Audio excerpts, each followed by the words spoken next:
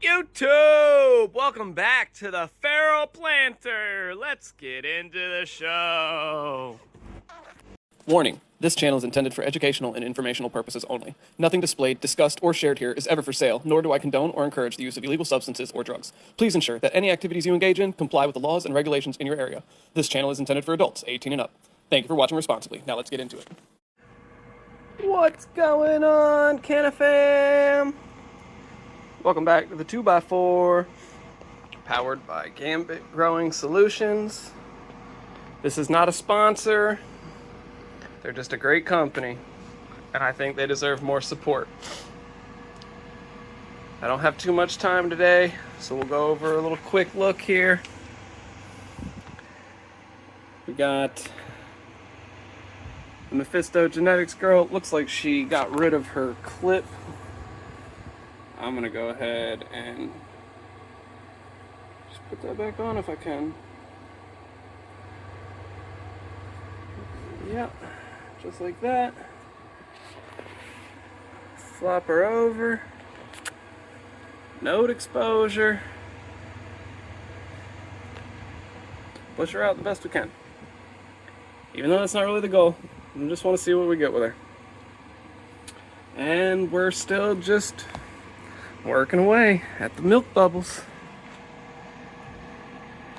She's getting big. A couple more days and these nodes here will be able to sit right under that one. Couple more days, this node here gonna be able to sit right under there in the back, and we'll be able to push everything over and out. Should probably be due for a water tomorrow, so we'll go over that. We're gonna hit them again with recharge. But we'll catch you in the next clip. But before, I do want to say, by the time this goes out, I think we've hit 250 subscribers. You guys are freaking awesome. That's so cool. Thank you guys so much for joining me on this journey. Hopefully you pick up some tips, some tricks, learn something, or just enjoy my crazy, wacky personality. I appreciate each and every one of you. Thanks for growing with me. Much love. Woo! Damn.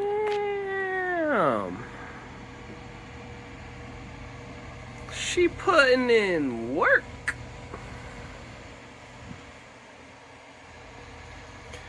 And if we go in here, if we can catch them, we have our first pistols. You can just barely see, yeah. Hell yeah. The milk bubbles is crushing. You can see we got her nice and open. Got her nodes nice and exposed. I'm gonna hit her again today with another super light defoliation. We're gonna keep trucking on her. She's looking glorious. We're gonna go ahead and get in here and feed her as well today. And by feed, I just mean dechlorinated tap water, pH to 6.5. That's what she seems to really enjoy. That's what we're gonna keep giving her. And then we've got the orange panda. Talk about a blow up. This last episode, this little node was teeny tiny, and it's absolutely crushing now. She definitely something else, this one. We can go ahead and we can tuck this girl over here. Keep everything exposed. She's starting to do her thing.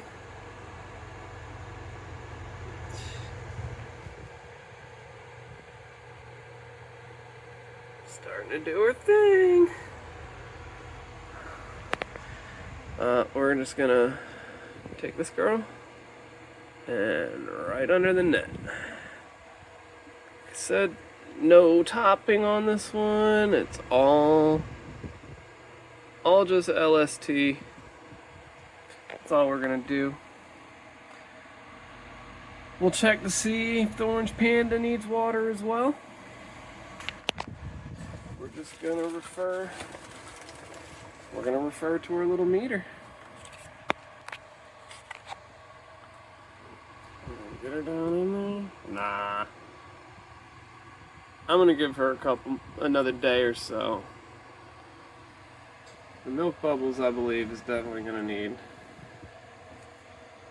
Yeah, she's on the lower end of that. We're gonna give her water today. So I'll get that water. We'll get her pH'd up. And we'll get her feed. I'll catch y'all in a hot second. Well, guys, I just had this whole nice thing filmed out on how I, do my solution and how to take care of your pH pen and all that jazz. And my phone storage apparently was full and deleted the whole clip. So I just water, like usual. We pH to 6.5. I'm gonna water her thoroughly. Just the milk bubbles today. And we're gonna see how she's looking over the next couple days when we'll have to hit her again and see how much freaking bigger she's gotten. I'm really kind of frustrated that clip just self-deleted. Next episode or later in this episode, if we have to end up watering again, I will go over it again. I will have just as much enthusiasm and info for you guys. Yeah, I'm a little scuffed right now, man. That's all right. These plants make me happy and take all the stress away. I'm just gonna finish up watering like we do, and I'll catch you in the next clip. Much love. Keep growing. What's going on, guys? I just wanted to talk to you guys real quick because yesterday, obviously, I was having a little bit of troubles with the clip, so I figured I would do it for you today. So, I use the Apira Instruments pH pen.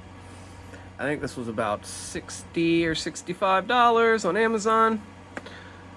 So the basis is it's important to have one of these. Apira does a nice job putting this little package together. They give you some calibration solution 7 and calibration solution 4. Makes it nice and easy to take care of the pen.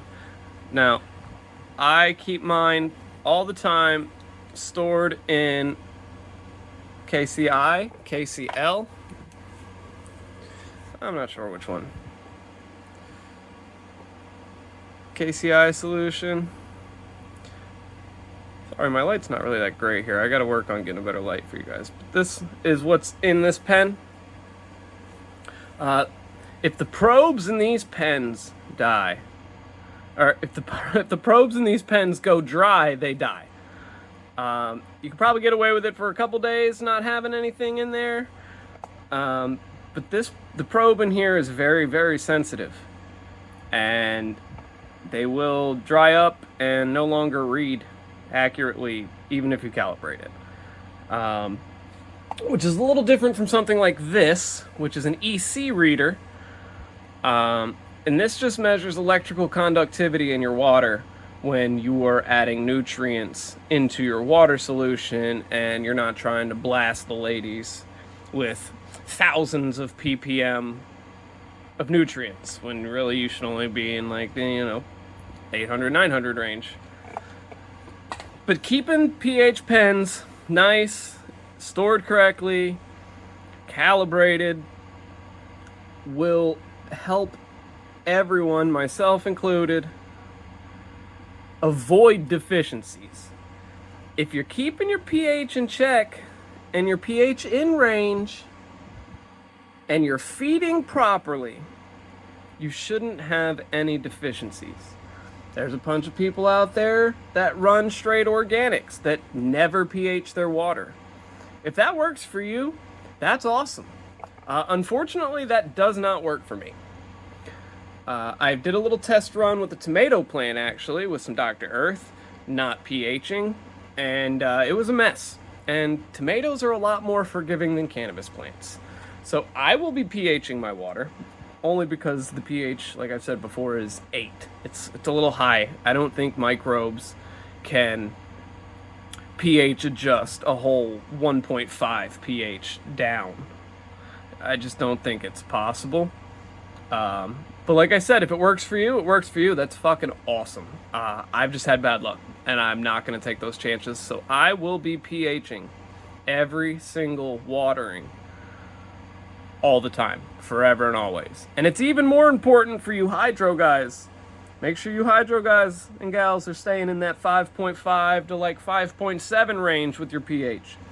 It's a totally different scale than it is for a soil medium. That same 5.5 to 5.7 can be done in cocoa, because cocoa,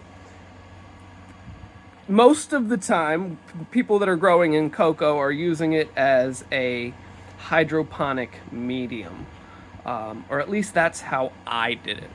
I ran a hydro system called a hempy bucket, which is just 2 buckets, one inside the other. The inside bucket has a bunch of holes and acts like a net pot, and the outside bucket has one hole just above where the inside pot sits. And it's like a pseudo hydro system, because it creates a reservoir down at the bottom. Enough about that. We're gonna get right into the reason why everyone's here today. Enough of story time and class. We're getting into the lady. So, we're in the outside quadrant with a lot of these ladies now. If I made this one over, this girl in the back, she can almost make it. But I added more bud clips for this last week of stretch that we're going into. And I'm just working on moving her out and exposing nodes. Like I said, that's the name of the game right now. Bush her out and expose nodes. The more nodes we expose, the more tops we create. The more tops we create, the more bud we get. As long as we manage our canopy and we keep up with our defoliation, there is going to be a bit of, larfiness that grows on the underside. We're going to go ahead and try to just nix that before it even really starts growing, so the girls can focus all of their resources up on the nice top nuggets that are going to get nice light penetration. But you can see, we do a little defoliation all the time, over time, and she's a bare bones in the center.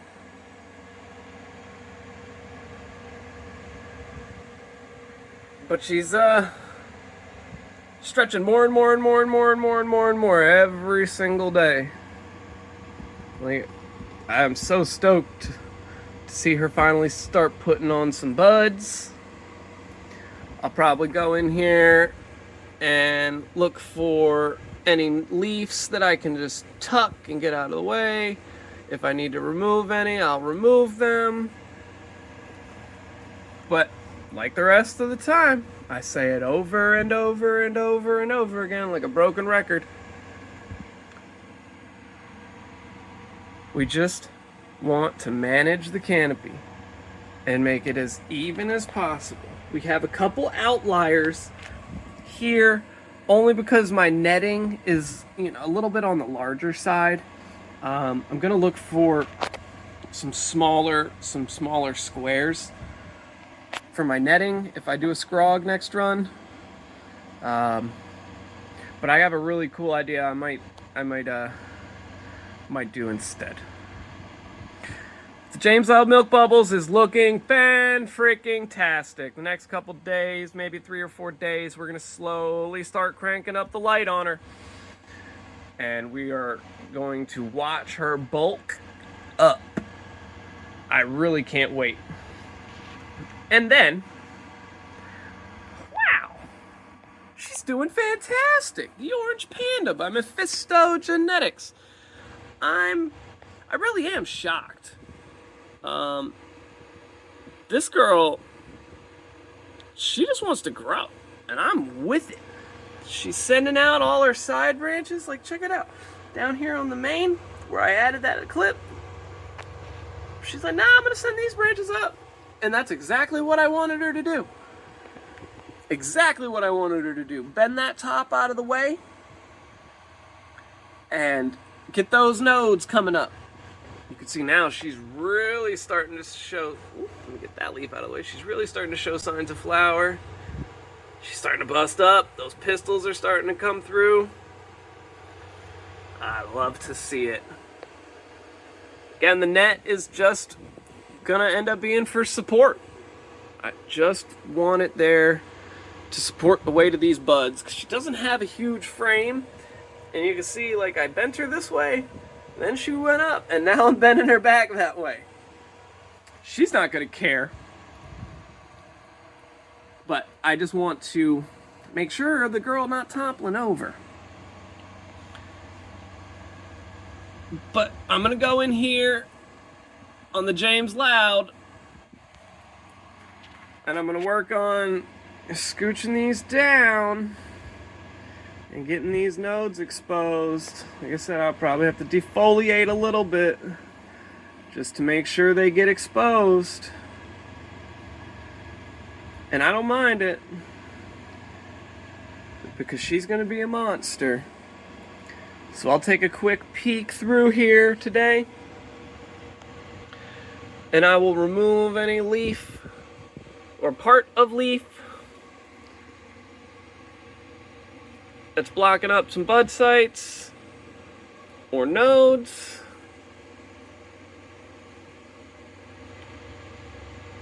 And we're gonna keep on trucking with her. Yeah, this girl back here, she can almost reach. Almost. But like me, just by top flipping this girl over earlier today, I crank this around a little bit. Look at how many of those nodes we exposed. Each one of those is gonna produce a little nugget. We just keep pushing those leaves out of the way too. Pull a couple, tuck a couple. Pull a couple, tuck a couple. That's what works for me. And you'll see the results and the fruits of our labor in a couple weeks. We'll catch you tomorrow. Thanks for tuning into my little TED Talk and my plant ramble today. We'll get this one out after tomorrow and see where we're at with the ladies. Welcome back. So before we get into it today, I posted a giveaway on the channel for when we hit 500 subscribers. Earlier in the video, I said I was thankful for 250, and I didn't even get through posting this and filming clips. I was already over 300. And now we're over 350. Y'all are insane. Absolutely wild. Also, in the post edit, at the very beginning, I said that Gambit was not a sponsor of the channel. That has changed. I'd like to welcome Connor and Gambit to the Feral Planter family. You can use code FeralPlanter. Save 10% on everything Gambit branded. My code does not work on any of the nutrient lines or root products that he currently has on his store, as he is collaborating with other companies.